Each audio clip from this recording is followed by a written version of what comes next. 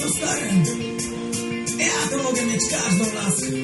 Akurat przychodzę, wyrywam i jest! Aha! Była piękna, ciepła noc, wtedy to poznałem ją.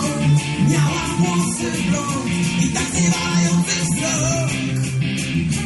Co za gust wybrała mnie, ja podszedłem i... Hej, bo chcesz mieć mnie całą?